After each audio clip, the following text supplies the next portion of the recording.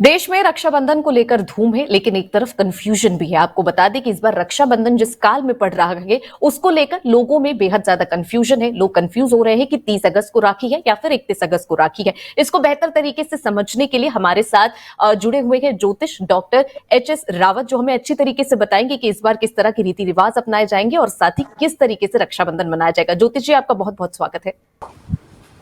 आपसे मेरा पहला सवाल यही है कि यहाँ पर जो कंफ्यूजन है वो ये हो रही है कि इस बार रक्षाबंधन भद्रकाल में पड़ रहा है। पहले तो भद्रकाल क्या होता है, और दूसरा ये सवाल कि राखी किस दिन है, 30 तारीख को है या फिर 31 तारीख को है। ये कंफ्यूजन जनसत्ता के दर्शकों के लिए दूर कर दीजिए।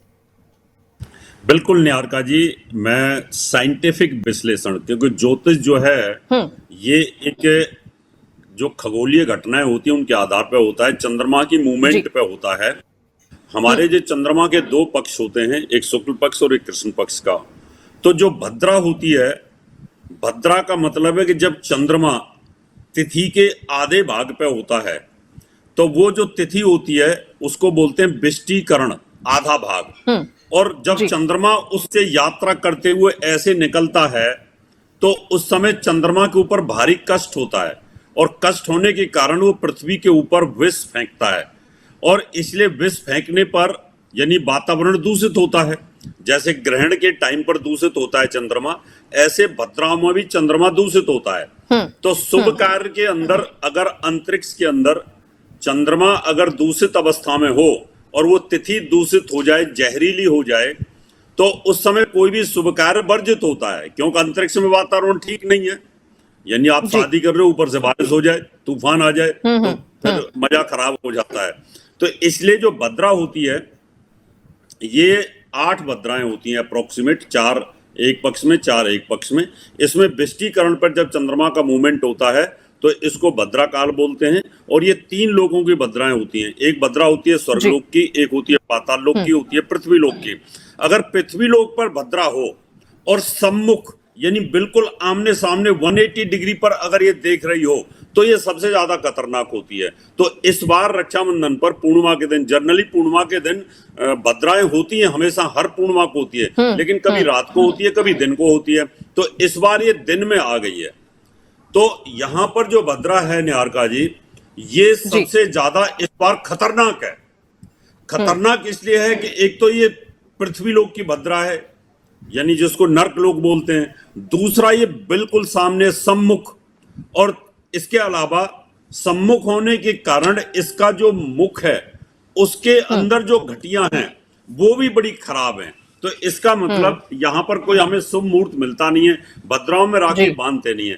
पूर्णिमा तिथि सुबह 10:59 पर 30 तारीख को शुरू हो जाएगी, उससे पहले 14 है। अब ये 12 डिग्री में से 6 डिग्री चलने में रात के 9:02 तक चलेगी। तो भद्रा काल जो है अप्रोक्सीमेट 11 से लेकर रात के 9 बजे तक है। और ये हिंदुस्तान के अंदर है, हिंदुस्तान के बाहर की बात नहीं कर रहा मैं। हिंदुस्तान के अंदर ये इस समय अगर हम राखी बांधते हैं, कोई शुभ कार्य करते हैं, किसी यात्रा पे निकलते हैं या गृह प्रवेश करते हैं, तो ये वर्जित होता है।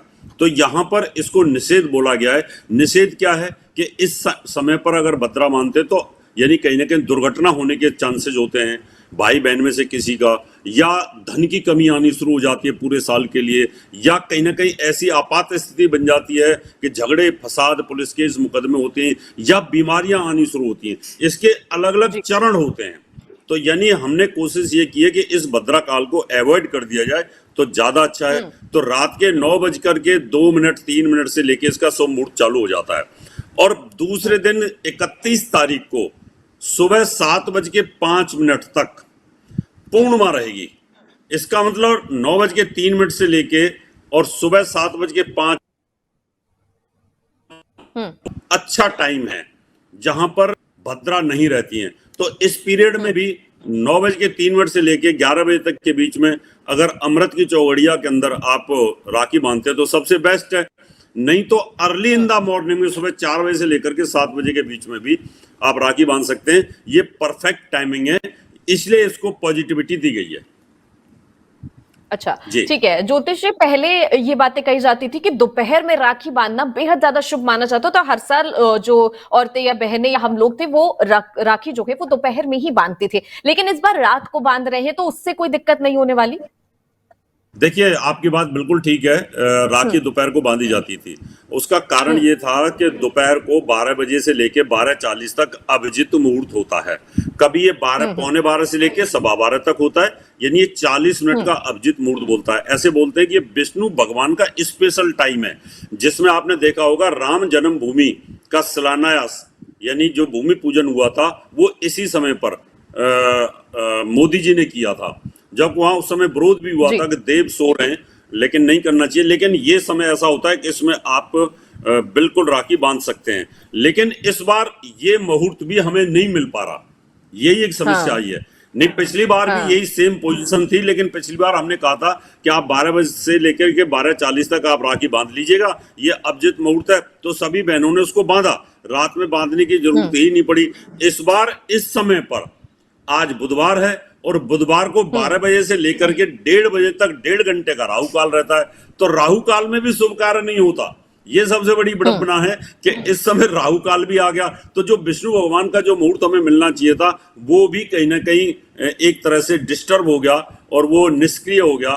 तो इस वजह से हम रात की तरफ जा रहे हैं इसके अंदर। जी ठीक है ज्योतिष जी, मेरा अगला सवाल ये है कि जब राखी बांधे तो उस समय कौन से मंत्रों का जाप करे यहाँ पर, क्योंकि पिछले साल कुछ अलग मंत्र, इस बार टाइमिंग कुछ और है, यहाँ पर काल कुछ और है, तो इस बार मंत्र जो है वो कौन से जाप करे जो बहनें हैं?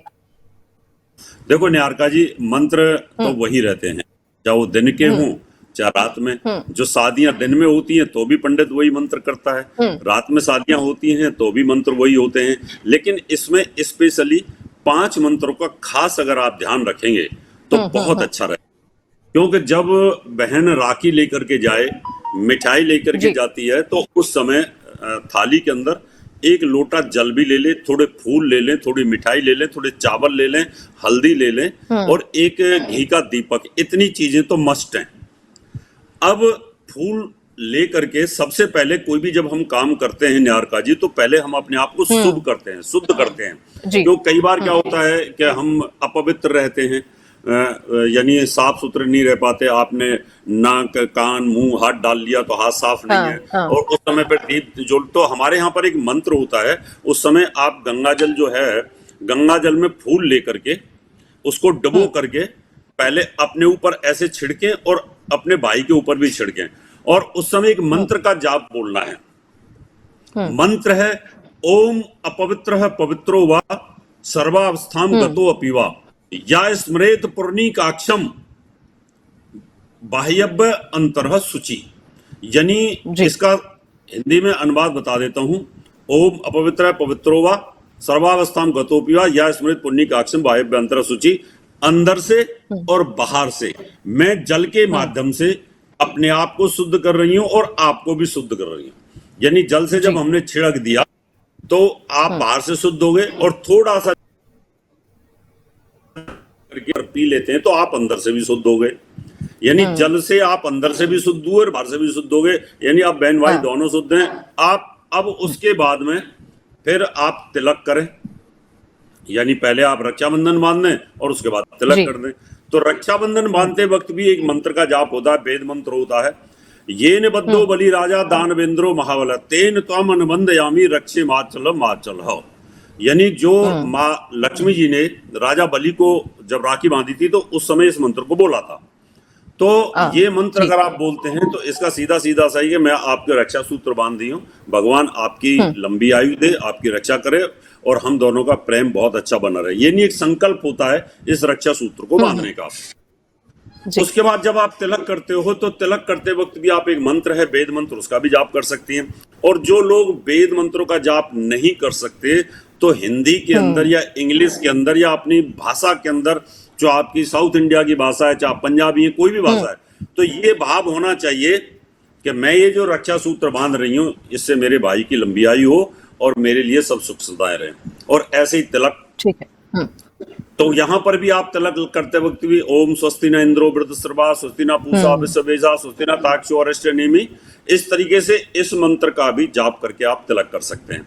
तो यानी 3 मंत्र यहाँ पर ये परम आवश्यक हैं। एक अपनी शुद्धता करने के लिए, और जी। शुद्धता करने के बाद में तीसरा रक्षाबंधन बांधते हुए और तिलक लगाते हुए, और उसके बाद फिर आप मिठाई खिला सकते हैं। तो मिठाई खिलाने के बाद में फिर और ये काम बैठ करके करना चाहिए, और बैठते भी समय ये ध्यान रखना चाहिए कि आपके भाई का मुंह पूरब दिशा में हो और आपका मुंह उत्तर जी। दिशा में हो, आमने सामने सम्मुख होके ना करें, यानी एंगल पे इस तरीके से बैठना चाहिए। एक का मुंह पूरब में और एक का उत्तर में होगा तो इसका ज्यादा लाभ मिलता है। कहीं ऐसा ना हो कि बहन का दक्षिण में हो जाए और भाई का उत्तर में हो जाए, एक का पूरब में हो जाए, एक का पश्चिम में हो जाए। इस बात का भी आपको ध्यान रखना पड़ेगा निश्चित तौर पर, तभी जाकर के इसका लाभ निश्चित तौर पर कहीं ना कहीं मिल सकता है। जी। ज्योतिष जी, मेरा अगला सवाल ये है कि यहाँ पर कई लोगों के जो भाई हैं वो किसी एग्जाम के लिए अपेयर होने वाले होंगे, या करियर में कोई लोग अच्छे नहीं कर रहे होंगे, किसी की हेल्थ खराब होगी, तो क्या वो बहनें कुछ खास कर सकती हैं ताकि उनके जो भाई हैं वो सुरक्षित रहें, और साथ ही जो भी वो अच्छा कार्य जो है आगे जल्दी हो जाए, इन तमाम चीजों को लेकर कोई खास प्रक्रिया? हाँ बिल्कुल, जिनके भाई पढ़ रहे हैं या उनकी पढ़ाई अच्छी हो जाए तो उसके लिए फिर हम उनकी राशि के हिसाब से अनुरूप से राखी बांधने के लिए, जैसे जो बच्चे पढ़ रहे हैं तो उनके लिए हरे रंग की हो तो ज्यादा अच्छा है, सफेद रंग की राखी हो तो ज्यादा अच्छा है। अच्छा, सफेद और हरा रंग जो होता है पढ़ाई के लिए अच्छा होता है, स्वास्थ्य के लिए अच्छा होता है, मेमोरी के लिए अच्छा होता है, बुद्धि के लिए अच्छा होता है, विद्या के लिए अच्छा होता है। तो जो बच्चे पढ़ रहे हैं उनके लिए ज्यादातर राखी का इस्तेमाल हरे रंग की या सफेद रंग की करेंगे, या पीले रंग की राखी का इस्तेमाल करेंगे तो ज्यादा अच्छा रहेगा। नीले रंग की बिल्कुल ना बांधे, या काले रंग की राखी उनको बिल्कुल नहीं बांधनी चाहिए, उससे उनकी पढ़ाई में किसी प्रकार का व्यवधान नहीं आएगा। ठीक है। और ज्योतिष जी, आपने कहा कि जो आपने मुहूर्त बताया वो यहाँ हिंदुस्तान के लिए है, यानी देश के लिए है। आगे जो लोग विदेश में रहते वो भी अपने भाइयों को राखी बांध रहे होंगे, बाहर होंगे, तो उनके लिए क्या कुछ मुहूर्त होने वाला है इस बार?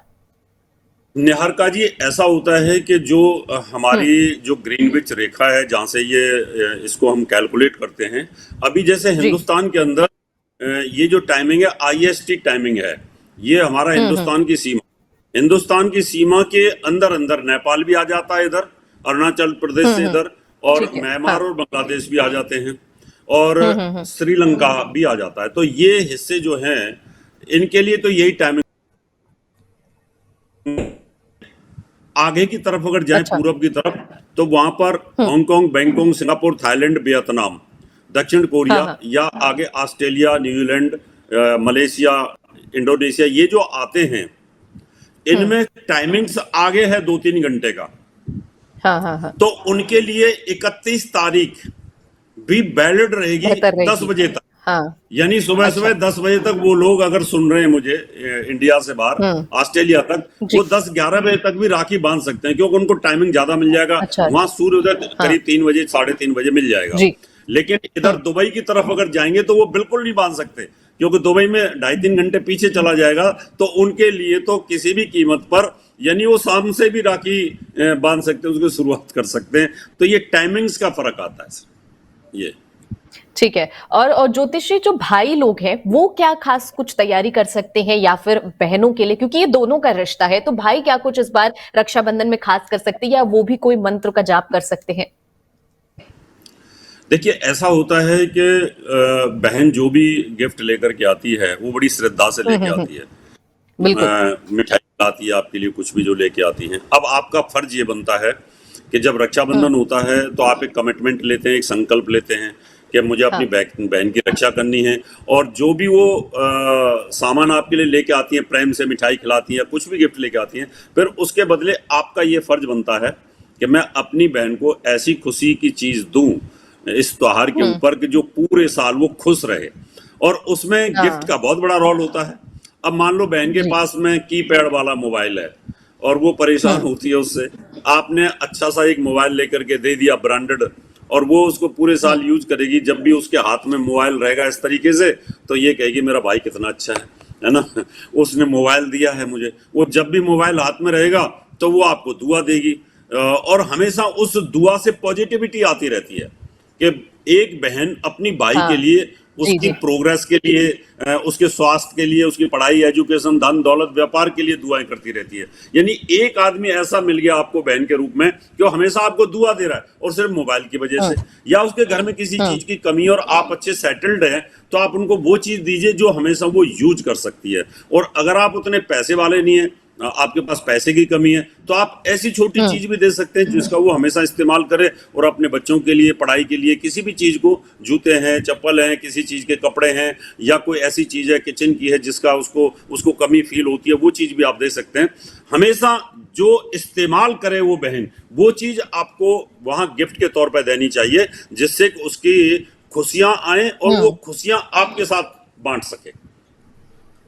ठीक है, मतलब आपका कहने का मतलब है कि भाई ऐसा कोई सामान दे जिससे उनकी बहन जीवन भर खुश रहे, उन्हें जब जी। भी याद करे तो उस गिफ्ट के जरिए बिल्कुल याद करती रहे। ज्योतिष जी, अगला मेरा सवाल यह है कि कौन कौन सी जो गलतियां हैं वो इस बार नहीं करनी चाहिए, क्योंकि जो कंफ्यूजन है वो थोड़ा ज्यादा बढ़ गया, इसलिए जो गलतियां हैं वो भी ज्यादा हो सकती है। तो कौन कौन सी गलतियां जो है वो भाई और बहन दोनों को नहीं करनी चाहिए इस बार? सबसे बड़ी बात है कि जब आप एक दूसरे को मिठाई खिलाते हैं, टीका करते हैं, तिलक लगाते हैं, तो उस समय कोई भी चमड़े की चीज आपके पास नहीं होनी चाहिए। जूते चप्पल पहन के आपको नहीं करना चाहिए। कई बार खड़े खड़े भी हम तिलक लगा देते हैं, खड़े खड़े भी कोई काम करते हैं, साथ में हम चमड़े का बैग होता है, या जूते चप्पल चमड़े के होते हैं, बेल्ट हमने चमड़े की बांध रखी होती है, या पर्स हमारे पास चमड़े का होता है, तो वो चीज निकाल करके साइड पे रख देनी चाहिए। क्योंकि ये इस समय पर ये चीजें अशुभ हो जाती है कि जब हम वेद मंत्र बोलते हैं तो उन चीजों को हमें साइड पे करना चाहिए। और ये सब बैठ करके, यानी कुशा का आसन होना चाहिए, जी। या कोई कम्बल, तख्ता हो, या कोई इस तरह की चीज हो, या कुर्सी पे बैठा करके फिर आप इन चीजों को करें तो ज्यादा अच्छा रहेगा। और इसमें जल जरूर रहना चाहिए। जल का छिड़काव बहुत जरूरी होता है। जल देवता, अग्नि देवता, वायु देवता, ये पांचों जो हमारे देवता होते हैं, इस तरह के जो पंच महाभूत होते हैं, इनमें इनका ध्यान जरूर करना चाहिए। यानी पृथ्वी का आह्वान करना चाहिए कि हे पृथ्वी, हे पृथ्वी माँ, आप मुझे आशीर्वाद दो। मैं एक रक्षाबंधन के तौर पे अपने भाई की लंबी आयु की कामना करती हूँ। और एक साथ में दीपक जलाते वक्त, क्योंकि अग्नि से हमारी सारी चीजें पॉजिटिव होती हैं। अग्नि हमारी बीमारी को खत्म करती है, अग्नि हमारे शरीर को यानी एनर्जी देती है। वायु, ये सब चीजें पांचों महाभूत हैं, उनको जरूर ध्यान करें। यहाँ लापरवाही बिल्कुल नहीं करनी। तो ये प्रोमिनेंट छोटी छोटी चीजें, इनको ध्यान में रखेंगे तो ज्यादा अच्छा रहेगा। और एक ऐसी चीज का ध्यान रखें, मिठाई वो इस्तेमाल ना करें जो आपके लिए कहीं नुकसानदायक हो सकती है। जैसे बुधवार है उसके दिन, और बुधवार के दिन अगर आप काले रसगुल्ले लेते हैं, या काली कोई इस तरह की मिठाई लेते हैं, या कोई ऐसी चीजें लेती, तो उनको अवॉइड करना चाहिए। ठीक है ज्योतिष जी, क्या राशियों के अनुसार हमें राखी बांधना ज्यादा अनुरूप रहेगा यहाँ पर? क्योंकि जो कई सारी राशियां होती हैं उनके कई सारे रंग होते हैं जो लोगों को सूट करते हैं, तो क्या राखियां जो पहने हैं वो राशियों के अनुसार चूज करें? बिल्कुल, राशियों के हिसाब से तो बहुत बड़ा इसका महत्व होता है। हर राशि का कलर अलग अलग होता है। जैसे मेष राशि वाले हैं, उनकी राशि का स्वामी मंगल होता है, तो उनको लाल रंग की राशि बांधनी चाहिए। मान लो आपके भाई की जो राशि है वो मेष राशि है, तो आप लाल रंग की राशि राखी लेकर के जाएं और वो बांधे, तो उनको ज्यादा एनर्जी, ओज, और उनका प्रोग्रेस होगा, बहुत अच्छा रहेगा, स्वास्थ्य भी ठीक रहेगा। जो वृष राशि वाले हैं वो क्रीम कलर की लेके जा सकते हैं, या मिल्की रंग की राखी लेके जा सकते हैं, तो उससे उनको काफी बेनिफिट मिलेगा। और साथ में चांदी की थाली के अंदर ये सजाते हैं तो बहुत अच्छा रहेगा, एनर्जी लेवल हाई होगा। यहाँ पर चंद्रमा भी प्रसन्न होते हैं। अगर किसी की मिथुन राशि है तो उनको हरे रंग की राशि का इस्तेमाल करना चाहिए, हरा कपड़ा यूज करना चाहिए, हरी कोई गिफ्ट देनी चाहिए, और फ्रूटों में भी हरे फ्रूटों का ध्यान रखना चाहिए। और हरे रंग की कोई मिठाई इस तरह की मिलती है, कई बार आपने देखा है कि घिया की बर्फियां होती हैं, या कुछ इस तरह से ऐसी मिठाइयों का इस्तेमाल करेंगे तो उससे एनर्जी लेवल हाई होता है। और पढ़ने वाले बच्चों की बुद्धि तीव्र होती है। कर्क राशि वाले सफेद राखी का इस्तेमाल कर सकते हैं, और चांदी का बर्तन या चांदी का गिलास या चांदी की चम्मच उसका इस्तेमाल करेंगे तो ज्यादा अच्छा रहेगा। सिंह राशि वालों को मेहरून रंग की, जो आप दिखा रहे हैं अभी तस्वीर, मेहरून रंग की जो राखी होती है, डार्क रेड, वो अगर इस्तेमाल करेंगे तो उनके स्वास्थ्य में बड़ा सुधार आएगा, ओज बहुत अच्छा होगा। या जिनको कोई हार्ट से संबंधित तकलीफ है उसमें बड़ा रिलीफ आता है। यहाँ पर सूर्यदेव बलवान होते हैं। कन्या राशि वालों को निहारिका जी हरे रंग का इस्तेमाल करना है, या गुलाबी रंग का और सफेद रंग का, 3 रंग का इस्तेमाल कर सकते हैं कन्या राशि वाले। और हरी चीजों का ज्यादा इस्तेमाल करेंगे तो उनके लिए बहुत शुभ है।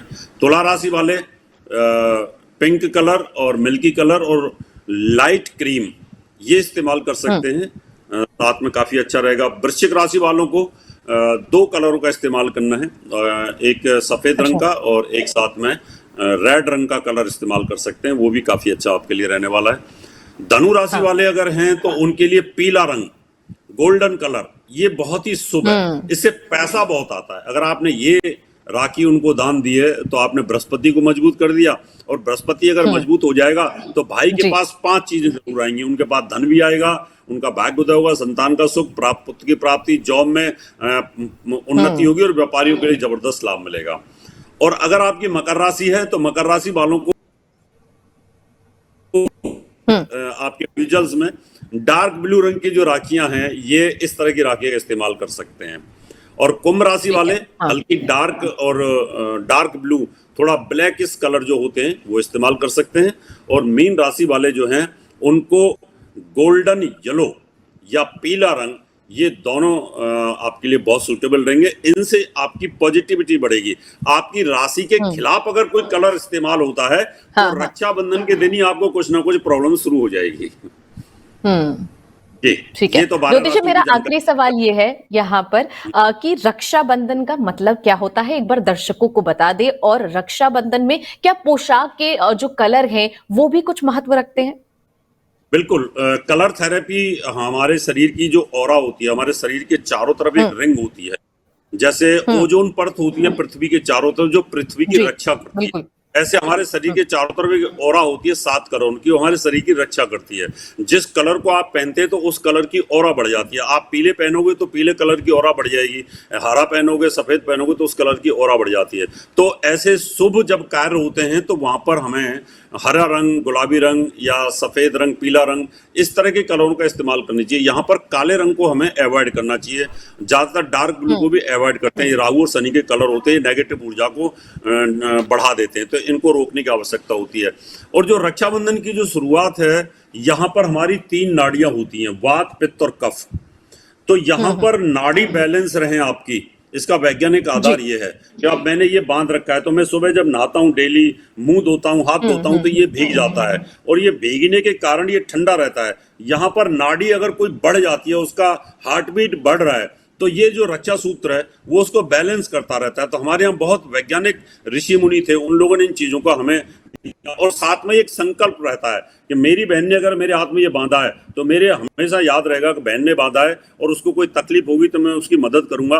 तो ऑल द टाइम हमें अवेयरनेस देता है, ये शक्ति देता है, संकल्प शक्ति देता है, और साथ में स्वास्थ्य को भी बहुत ज्यादा लाभदायक होता है, लाभ मिलता है। जी ज्योतिष जी, मैंने आपसे एक और सवाल किया था कि रक्षाबंधन का जो मतलब है वो एक बार दर्शकों को बता दे, क्योंकि ऐसा समाज में ऐसे इतनी ज्यादा कुरीति है और तमाम जो चीजें हैं वो गलत फैली हुई है। तो एक बार जो रक्षाबंधन का वाकई क्या असली मतलब होता है, एक बार दर्शकों को जरूर बताएं। देखिए, मैं बता देता हूँ, पौराणिक कथाएं होती हैं इसकी, मैंने अभी आपको वैज्ञानिक आधार बताया था। पौराणिक कथा तो ये है कि एक बार राक्षसों का और देवताओं का जब युद्ध हुआ उस समय तो बड़ी परेशानी हुई, और उस समय जो राजा बलि थे उन्होंने देवताओं को बहुत परेशान किया। तो वहाँ पर भगवान विष्णु आए थे, तो भगवान विष्णु ने उनको हरण करने के लिए ये कहा था, भाई मैं तो एक ब्राह्मण हूँ तो मुझे दान दीजिए। तो उनका जब राज हो गया था तो उन्होंने 3 पग के अंदर आकाश, पाताल और पृथ्वी लोक तीनों को नाप लिया था। तो उस समय पर वो असहाय हो गए थे और उन्होंने कहा मुझसे कुछ मांगना है, मांग लो। तो भगवान विष्णु ने जब उनको कहा कि भाई आप पाताल लोक में रहिए, तो वो पाताल लोक में रहने लगे। उन्होंने कहा जी आप मांग लो, तो उन्होंने कहा आप मेरे पास ही रहिए, कि आप भगवान है तो मेरे पास रहो। अब जो लक्ष्मी जी थी वो परेशान हो गई कि मेरे पति को उन्होंने अपने पास ही रख लिया। तब वो जाकर के राजा बलि को उस समय अपना भाई बनाती हैं, और फिर जब रक्षा सूत्र बांधती हैं कि ये रक्षा सूत्र एक बहन भाई को बांधती है, और फिर भाई बोलता है कि इसके बदले ले लो क्या चाहिए। तो उन्होंने कहा मुझे मेरे पति विष्णुदेव को आप दे दीजिए। तो तब से ये प्रक्रिया शुरू हुई। ऐसी एक हमारे यहाँ आध्यात्मिक जो पौराणिक कथाएं हैं। 2 बलि राजा दानवेंद्रो महाबला, यानी उसने दान के अंदर इतना बड़ा दानी था कि उस तब से ये एक वैदिक श्लोक बन गया और साथ में मंत्र बन गया। इसलिए हर जब भी हम रक्षा सूत्र मानते हैं तो इसी मंत्र को बोला जाता है। तो तब से ये शुरू हुआ। फिर उसके बाद एक पौराणिक कथा आती है, एक भद्रा काल में शूर्पणखा ने राजा रावण को राखी बांधी थी अशुभ काल के अंदर, तो उसका नाश हो गया था। तो ये भविष्यवाणी बोल दी थी कि इसका सब सर्वनाश हो जाएगा।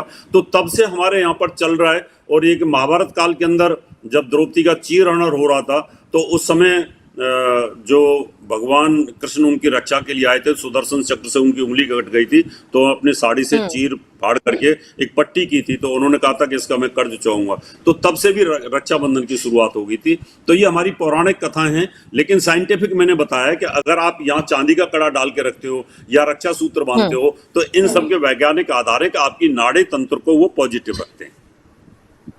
ठीक है ज्योतिष जी, तमाम जो कंफ्यूजन थी, यहाँ पर जो अफवाहें थी, उनको दूर करने के लिए आपका बहुत बहुत शुक्रिया। जनसत्ता को अपना कीमती वक्त देने के लिए भी आपका बहुत शुक्रिया। धन्यवाद।